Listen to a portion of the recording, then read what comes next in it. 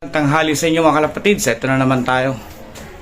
Magmimitos tayo ng ating mga kalapate. Kinuha ko yung lahat ng young bird natin, 5 peraso. So, nandito sila. Yan. Tinakpang ko para hindi sila masyadong ma-stress. Ayan, 5 yan. Lahat ng tinuturuan natin yan. So, alas 3 ang pasok ko. Tingnan natin kung hanggang saan kakayanin ng e-bike natin na marating. Doon natin sila papakawalan, no? Pabandang ano tayo? Papuntang north. Kasi possible dun yung karera nila next summer, ngayong summer na darating, no? So dun natin sila itotos para ma-train na sila, no? Magkaroon na sila ng mga markings. So tiyaga-tiyaga lang. At nag-prepare din ako ngayon para pumasok sa trabaho. Sasabay na natin sila. Let's go! So ayan mga kalapatids, paalis na tayo. Pakita ko lang sa inyo ng malapitan yung ating mga ibon na mga young bird natin. Ito yung puti. Ito yung white flight na parehas anak nung nandun sa kwarto natin sa bintana. Yun yung young bird natin dati. Tapos ito naman 2 blue bar na white flight yung isa. Anak nung Vandenbroek natin na galing Bayou Pigeon. Tapos ito anak din to ng brown na galing sa Bayou Pigeon. So yan, 5 silang young bird natin na sinisimulan ngayon na turuan at imidtos-midtos, no, para for preparing para sa summer race dito sa NHPC.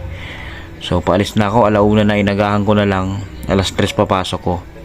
Pero dahil itutos natin to, kaya inagahan ko yung pag-alis. So tara. So ito na mga kalapatids, papunta na tayo sa pag-releasean natin. Ayan sila sa likod, oh. Tinakpang ko na lang para di sila masyadong ma-stress. Let's go! So mga kalapatids, nandito tayo sa malapit sa Concepcion.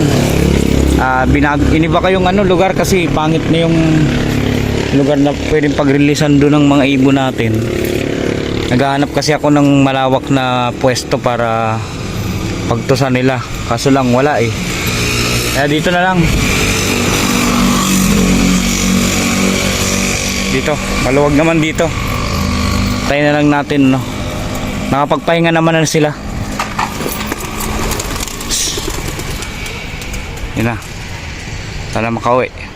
Yun, check na lang natin sila bukas. Pag uwi natin mamaya, bukas pa natin sila ma-check kung makauwi. Bukas ng umaga pag akyat natin. Ayun na sila, oh.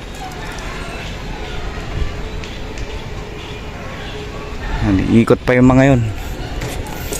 Ngayon, babalik ako bandang doon dahil doon gawi yung trabaho ko. So abangan pa natin na yan, imikot sila, oh.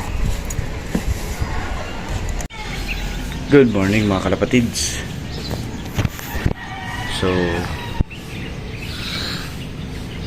Lulis ngayon. Hindi pa ako umaakit para i-check yung mga young bird natin na tinos natin kahapon.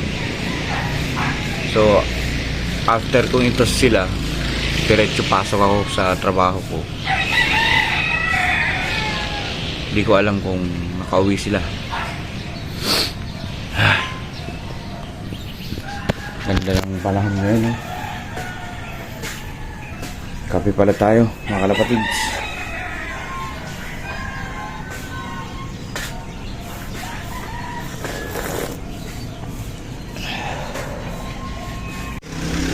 Tara, check natin kung nakauwi sila. Dito na ako magkakape sa bubong. Sarap ng dito, hamog, tapos pasikat na yung araw.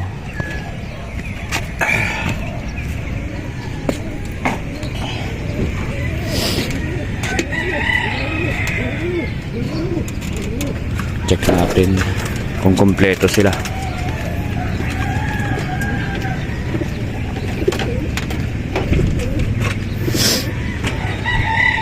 Mukhang kompleto naman yung 5 natin. Yan.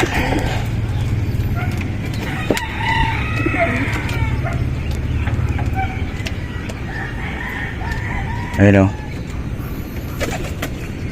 Sa dalawa yung magkapatid, yung brown, tapos yung magkapatid yung white flight na blue bar, tapos pure na white. Yan, kompleto sila. Tapos lumalaki na yung ano natin dito,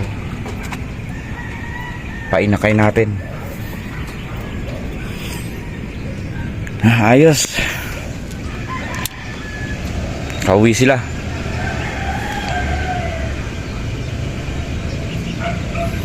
Nako, saan kaya sila dumaan? Nakasarado pala to oh. Hindi ko pala nabuksan kahapon. Paano sila kaya nakapasok? So ngayon papakainin na natin sila.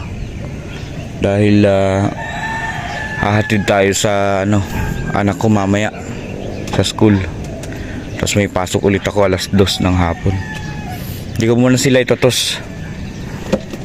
Dito muna sila. Sige mga kalapatids, hanggang sa susunod na Midtos. Salamat.